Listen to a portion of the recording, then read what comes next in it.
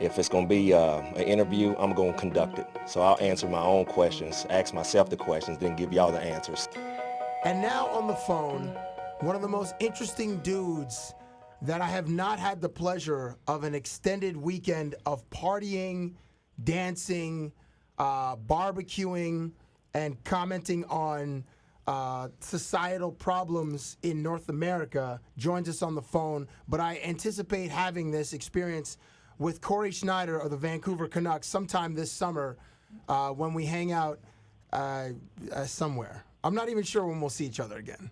Yeah, unless you come to Boston or I'm in Toronto for some reason. Well, dude, come to Toronto for the summer party. Do you know my summer?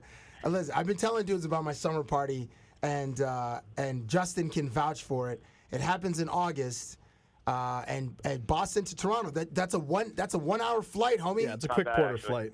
Yeah, it's actually an easy flight. Yeah, and you can fly right into the island airport, and then boom, and the summer party takes place downtown. Oh, wow. It's and we can have extended conversations while enjoying many cocktails and stories. But that's in August. We can discuss an exit strategy from Afghanistan? Yeah, 100%, yes. Okay, I'm in. And Count me in then. Hey, Cory, we can also discuss exit strategies from Vancouver also. Okay. So you're like, okay, so you have like an interesting position because like you're a great goaltender and you play behind a great goaltender, and it's almost like, to use a baseball terminology, you're like a relief pitcher in this present incarnation of your career. You know, you're the closer. Or you know, just waiting on a moment's notice, something happens over the course of the game and you got to go in, or sometimes you start the game. So with this perspective, when you're watching, how much do you talk to your teammates while they're like things are playing? Like, are there things that you notice that you can help them out with, or are you just kind of just chilling? Because whenever the camera pans to you guys, it just seems like you guys are just off in a daze somewhere. Yeah, there's some of that involved. I mean, we got a lot of time on our hands. We got time on some of the bench, but I try to stay engaged. You know, a lot of times the players don't want to listen to you. You know, if they're busy doing something else, but they'll ask me stuff like they'll say, "Hey, what did you see here? Or did you see that? Or what's going on with this guy?" So I try to help and stay engaged as much as I can because, like you said, you never know. You got to hop in there on a moment's notice. So I think that's the best way for me to stay in the game is to try to talk with guys and just pay attention and just stay involved in the game. So, in your opinion, what is the best arena to people watch? Anaheim and LA are pretty good. Just Southern California.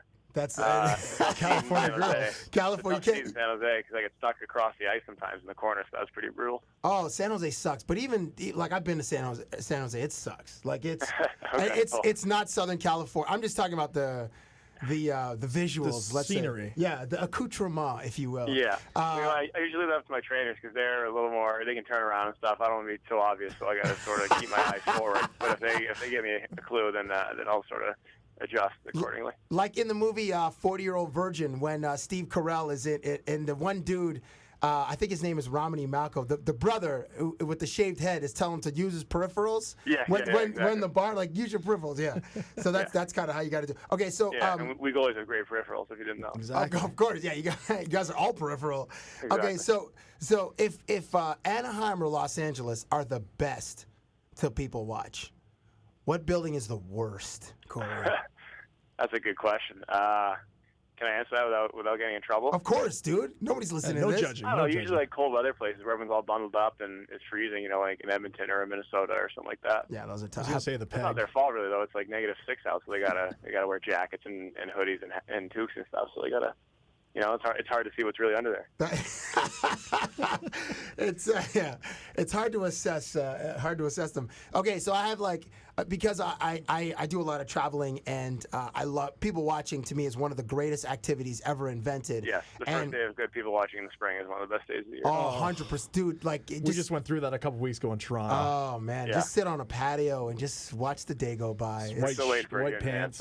Oh, you're in Vancouver, so it's always friggin' raining for you guys. Yeah, exactly. We've had a couple nice days here this week, but it has been people watching nice. Oh man, so I have these three. You rank these three activities as far as the best time wasters. All right. So there's people watching, creeping on Facebook, or reading stuff on Twitter.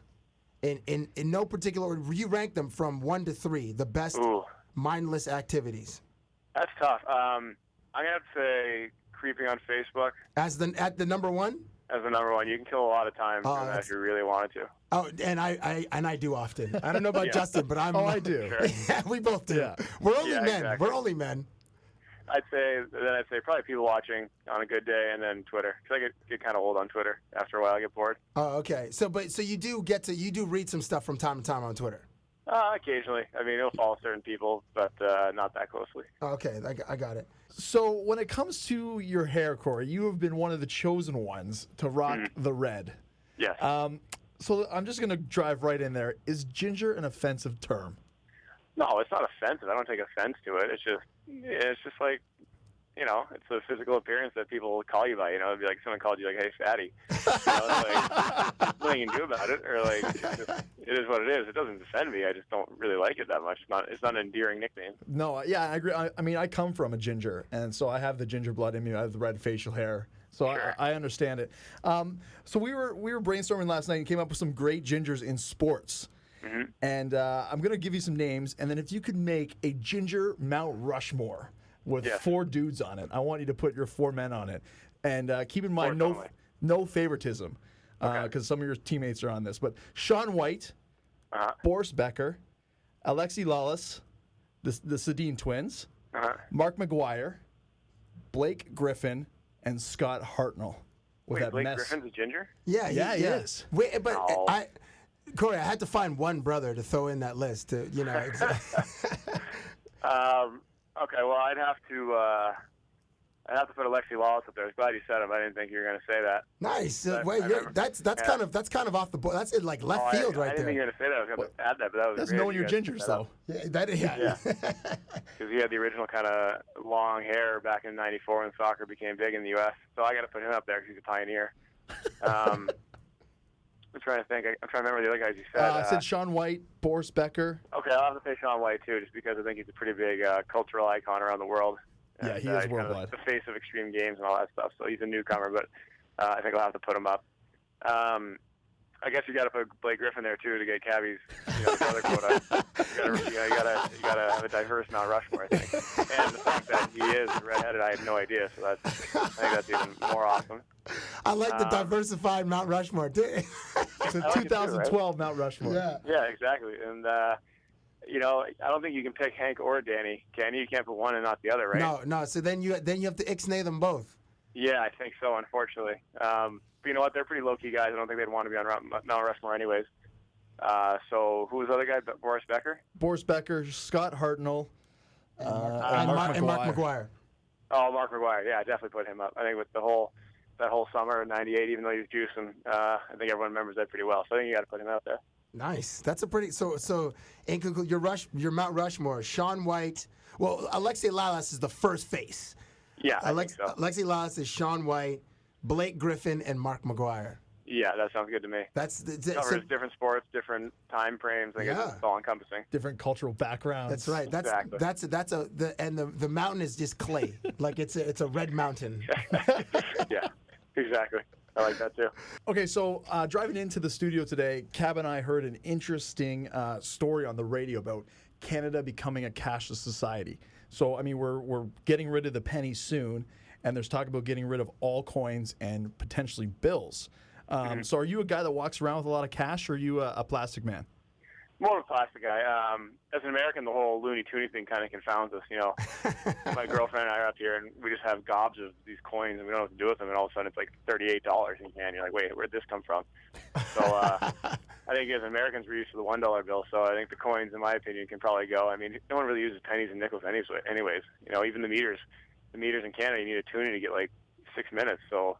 Yeah. A dime gets you like 36 seconds on a meter. So I don't think anybody really uses those lower denominations. So, yeah, I can see it. I mean, I think you need cash to some point. You need some sort of currency, I think, just to hold value, like gold or something like that. But I think it's heading that way to a cashless society. So do you get annoyed by people that always have to have cash? I mean, I go out with Cabral a lot, and we have to stop at the bank machine so he can go take cash out because he doesn't like to use his debit card and credit cards.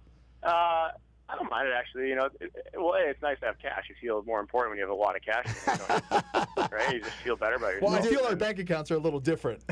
Yeah, My wallet cash is ours small. and yours, Cory, are definitely different.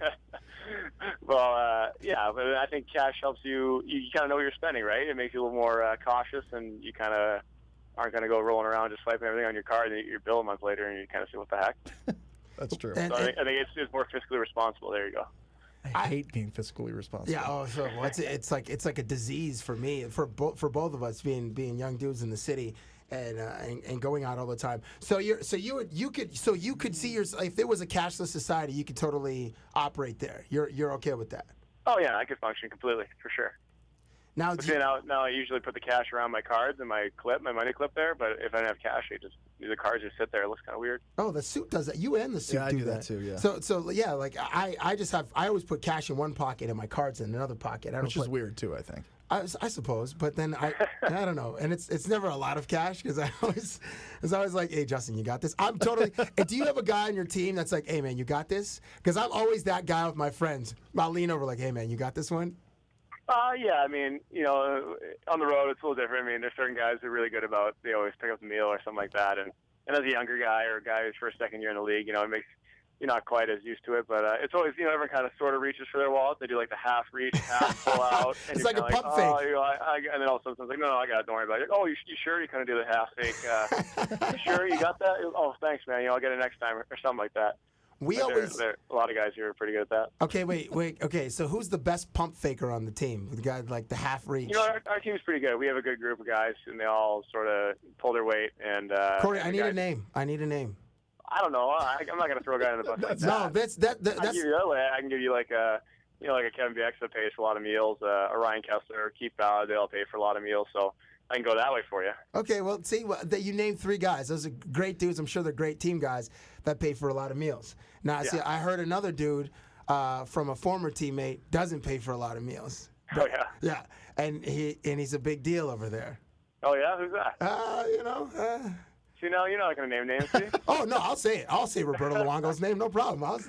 That's who I heard. That Oh, yeah? from I won't say the source. I won't give the source, but he said Luongo is a dude that is known to have alligator arms.